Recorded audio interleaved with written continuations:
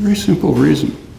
Do you want to figure out why? Just take a look at the polls of Arab public opinion. Now, they don't get reported in the press here, but they're known, and surely planners known. The polls are taken by the most prestigious U.S. polling organizations. They're released by major institutions, Brookings Institution, and so on. So they're perfectly public, and certainly in the eyes of planners are thinking about them. And what do you find when you look at them? Well, say take Egypt, again, the most important country. In Egypt, 90% of the public thinks the worst threat they face is the United States and Israel, which they don't distinguish much from the United States, rightly. About 80% think the region would be better off and more secure if Iran had nuclear weapons. A small percentage, roughly 10% in the region, think that Iran is a threat. These figures extend, a little variation over almost the entire region. Well, if you have anything like a functioning democracy, then public opinion is going to be reflected in policy. That's what a democracy is supposed to be. So the idea that there could be a democratic uprising in the Arab world is just a nightmare for Western planners, and they will do whatever they can to prevent it. And if you look closely, that's pretty much what's happening. Well, it's also a nightmare for Israel. Israel has relied on the Arab dictators to suppress their populations and to enter into arrangements with it. And if public opinion manifests itself in policy, that's going to be a huge problem, and they know it. That's why they're so strongly opposed to the democratic uprisings. And the same is true here, though it's not put that way. Well, that's going to have an effect too. So far the uprisings have been fairly well controlled. They've changed the names, but not really the regimes. So say in Egypt, the military still runs the show, but that probably, you can't keep the lid on that forever. This has been going on for a long time. We don't read about it, but certainly planners know it. So again, go back about 50 years, and President Eisenhower, late 50s, was discussed in internal discussions. It's been declassified for years, so it's public. He discussed with his staff what he called a campaign of hatred against us in the Arab world, and not from the governments. They're more or less okay, but from the people. And right at that time, the National Security Council, which is the main planning body, came out with a memorandum discussing the Arab world, and they explained it. They said there's a perception in the Arab world that the United States supports harsh and brutal dictators and prevents democracy and development, and that we do this because we want to make sure we can maintain control over their energy resources. And it went on to say that the perception is more or less accurate, and furthermore, that's pretty much what we should be doing. And so it continues right to the present. But again, chances you can keep the lid on this forever are not very high. So the explosion might get out of control, and that is certain to influence other developments in the region in quite unpredictable ways. Well, I'll stop with this. Just mention that the crucial issue that we should bear in mind, I think, is that contrary to almost all media and other commentary on this matter, the framework is not one in which, say, in Israel-Palestine, the United States is an honest broker trying to bring about negotiations between two recalcitrant, difficult parties, Israel and the Palestinians. That's simply not true. If there were serious negotiations going on, they would be run by some authentically neutral party, and the U.S. and Israel would be on one side, and the rest of the world would be on the other side. And that's the way they would have been going on for 35 years. Well, until we realize that, and until we do something about it, this region is going to continue to face extremely dangerous times and very explosive ones, which may blow up all over the world. I'll stop there.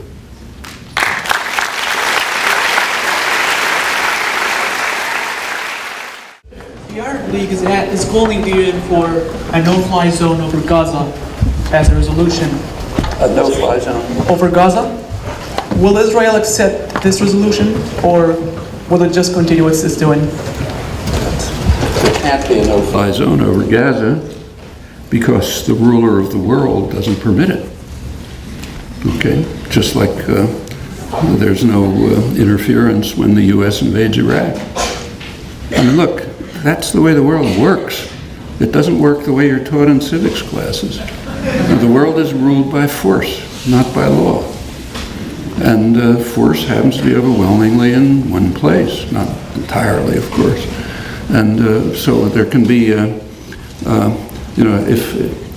if the U.S. is participating in an invasion, as it was in the case of Gaza, the Gaza invasion is a U.S.-Israeli invasion.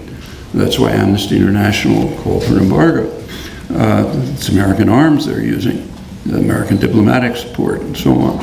So if the U.S. is participating in an act of aggression, no, you can't have any interference.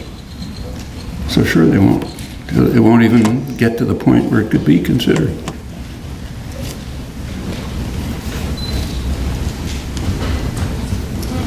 I mean, that doesn't have to happen.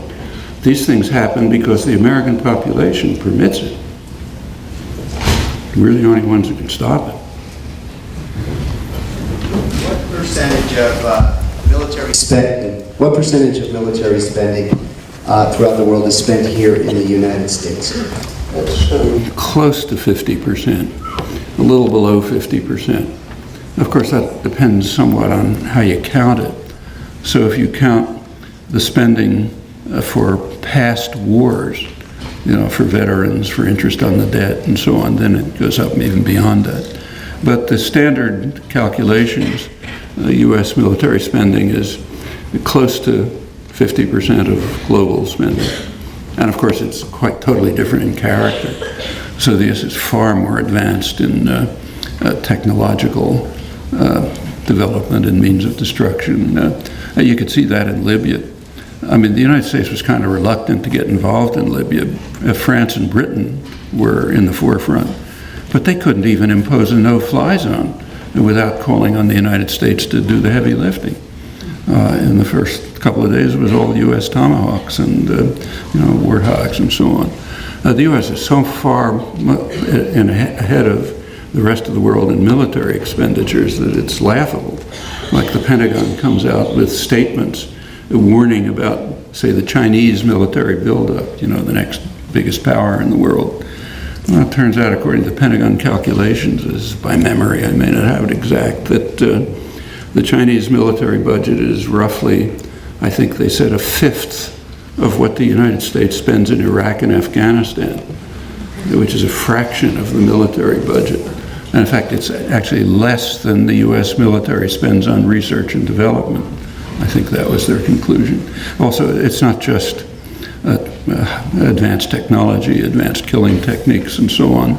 It's many other things. I mean, is there any other country in the world that has 800 military bases all over the world where the troops are and supplies and so on are ready for use and are used? It's unique.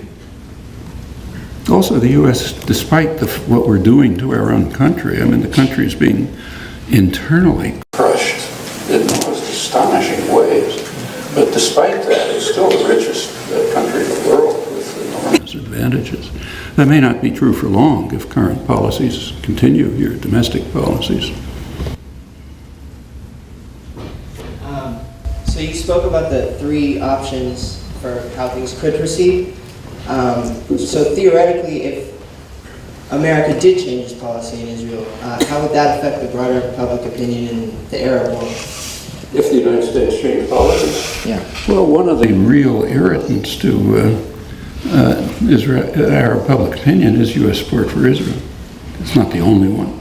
I think the National Security Council was basically correct back in the 50s and since that the main issue is that the United States supports harsh, brutal dictatorships, blocks democracy and development, and does so because that's the best way to keep control of their energy supplies. That's been the major issue.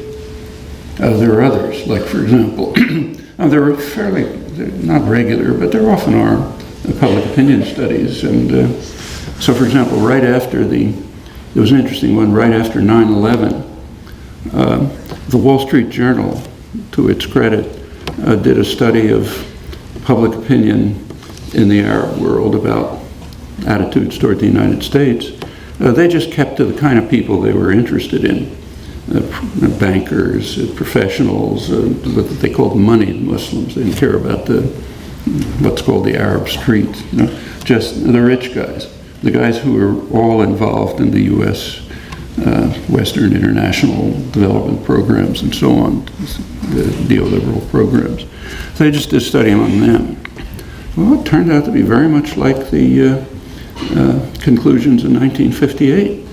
Strong opposition to the United States because of its support of harsh dictatorships, its blocking democracy and development, and efforts to just control the energy system. They had other concerns by then.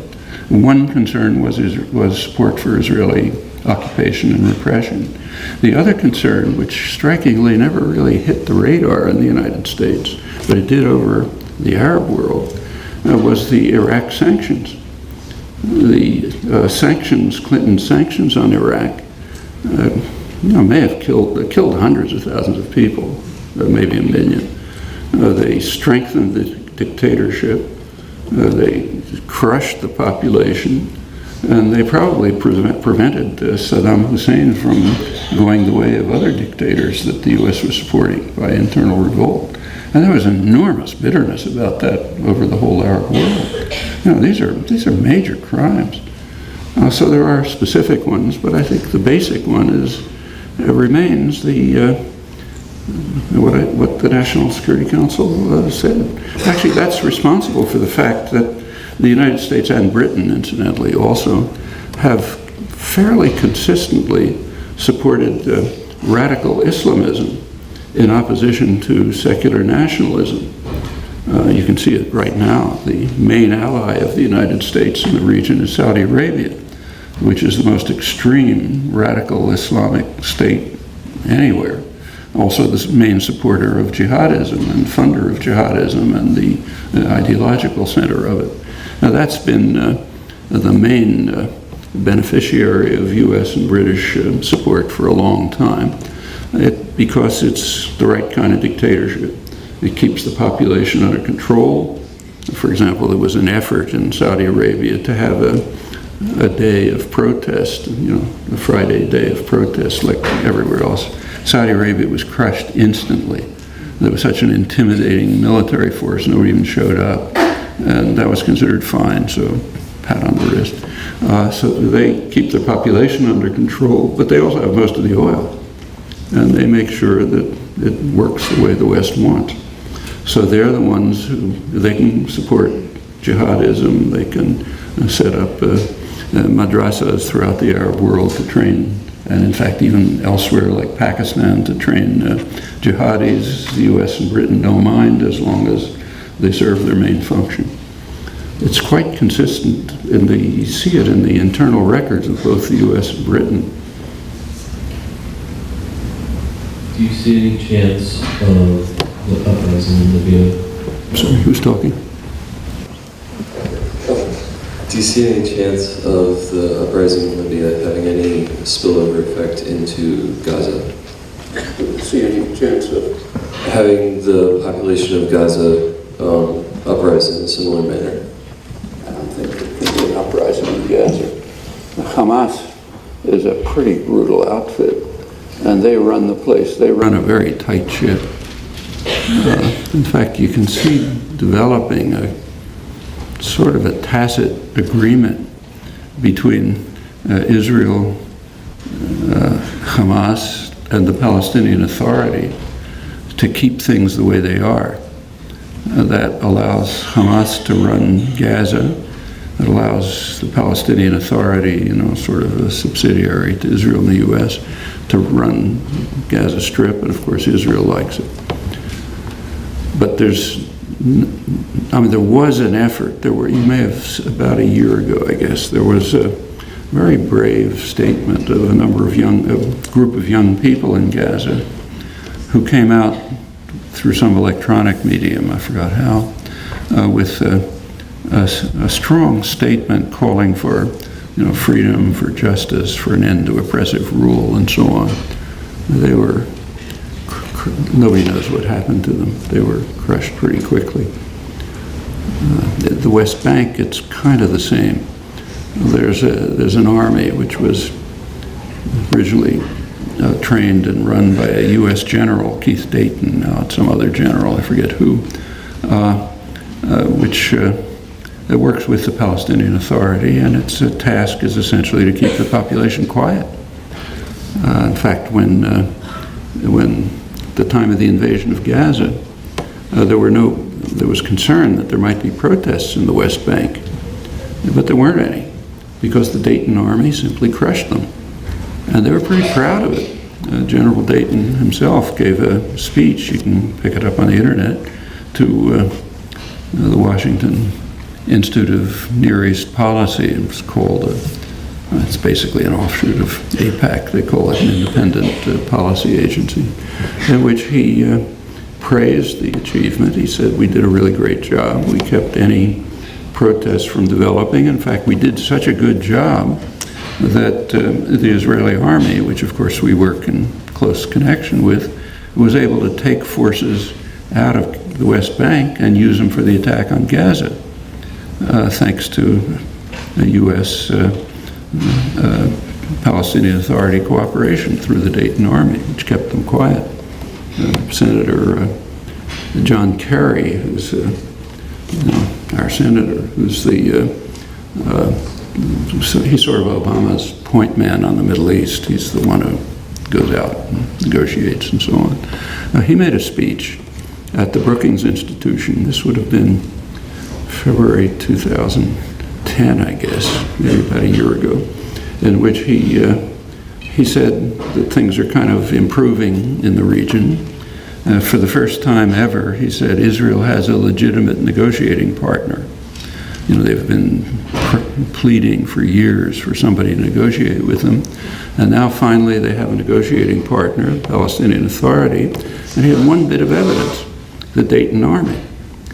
His evidence was that the Dayton Army was so effective that it was able to ensure that there would be not even a protest when Israel invaded Gaza.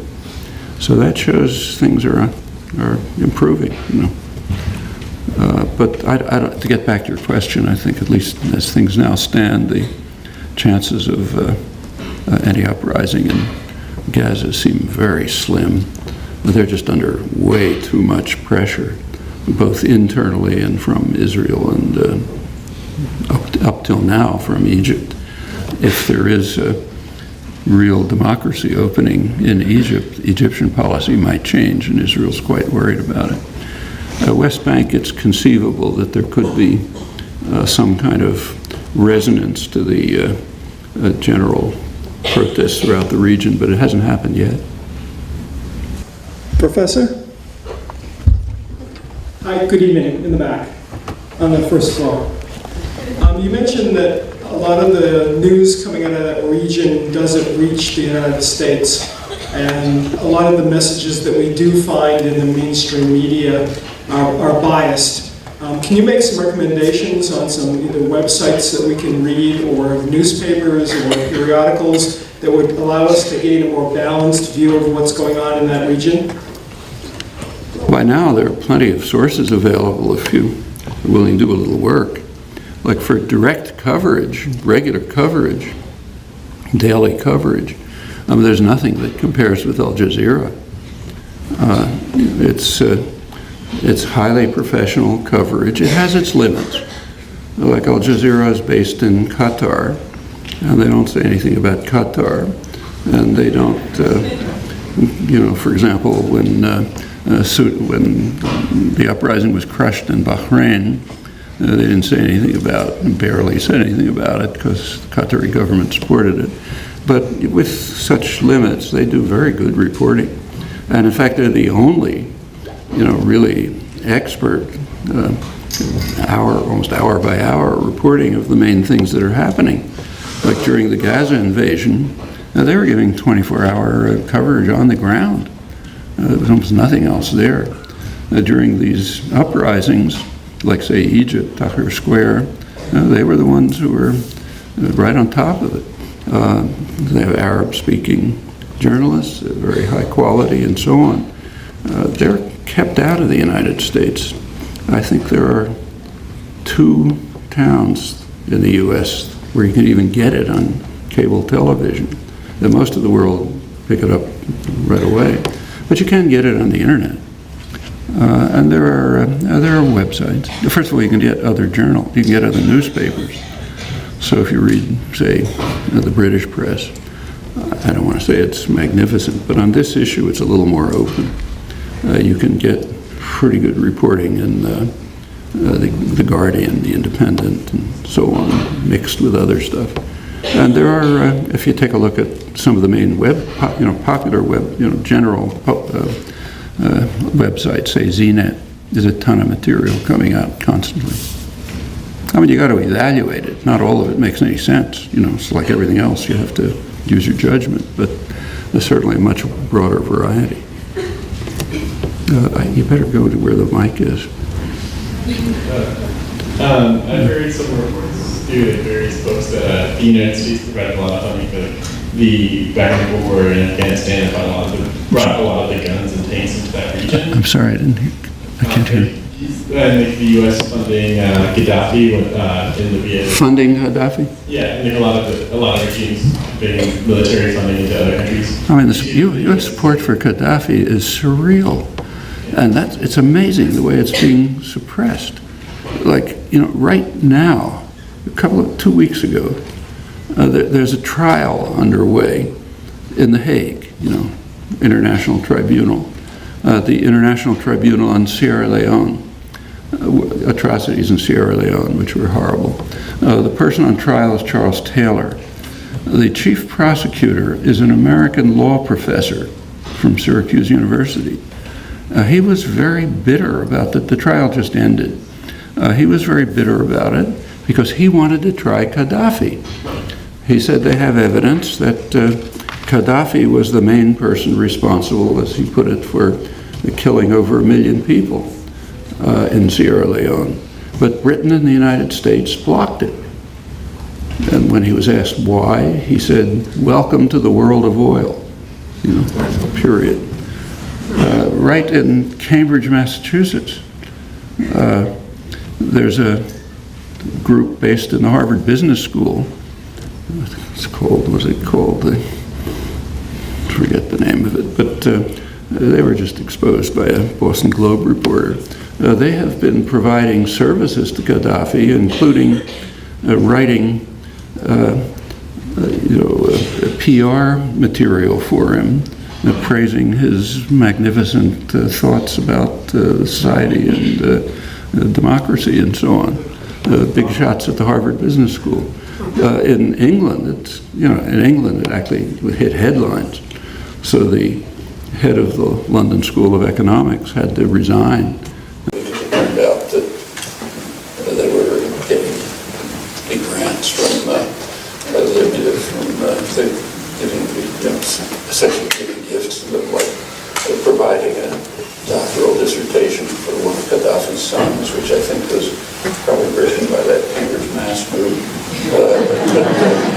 That yes, arms and everything else.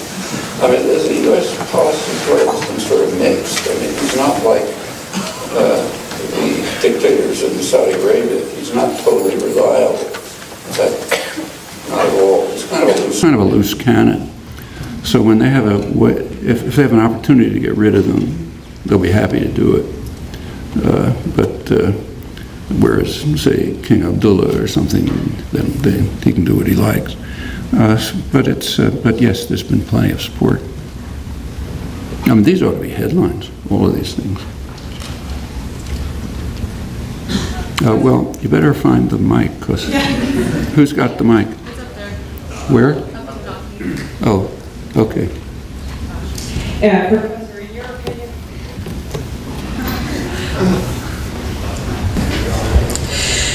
In your opinion, if the United States was able to switch entirely to domestically produced renewable energy resources, and we no longer need to rely on any oil from the Arab world, what sort of an impact would this have on U.S.-Arab relations? Approximately zero, in my opinion. There's a lot of mythology about this. I mean, the U.S. doesn't get most of its oil from the Middle East. In fact, if you look at U.S. energy policy, so for example, the year 2000, last Clinton year, they came out with a big study of energy, and the conclusion was the U.S., of course, has to control the Middle East, but that goes way back. But it should, that's a matter of world control. But the U.S. itself, it said, should rely on more secure Atlantic Basin supplies, meaning Western Hemisphere and West Africa. So the rest of the world can rely on insecure supplies, but we got to make sure we rely on secure ones. In fact, if you look back at the history, it really is surreal. So back in the 1950s, for example, the U.S. was by far the main producer, in fact, the main exporter. The Eisenhower administration made a decision to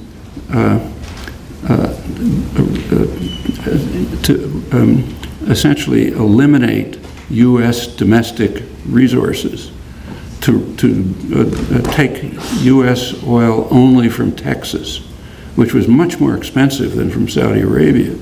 But this was for the benefit of Texas oil producers. So there was a decision to exhaust U.S. domestic resources. Of course, they couldn't exhaust it, but to deplete U.S. domestic resources for the benefit of Texas oil producers and a couple of corrupt cabinet members who pretty soon were, big shots in the Texas oil system, and to pay a lot more for it. So Americans paid a lot more for oil. That's what they were doing, and that went on for, I think, 14 years, right through the Democratic administrations of the 60s. Now, what they were essentially doing was depleting U.S. oil resources, leaving big holes in the ground, which we now call the Strategic Petroleum Reserve, and we fill it up from imported oil from Saudi Arabia. I mean, these systems are run in order to make money for the right kind of people, not for reasons of security. And today, to get back to your question, if the U.S. were running 100% on solar power, we'd have exactly the same policies towards the Middle East. You go back to the global planning at the end of the Second World War. It was recognized pretty clearly, in fact said, quote, one of the leading advisors, one of Roosevelt Truman's leading advisors, that if we can control Middle East oil, we will have substantial control of the world, because it's such a powerful instrument of control. And that remained true right through the 50s, when the U.S. wasn't practically not using the oil at all, and it would continue today. These are instruments of world control.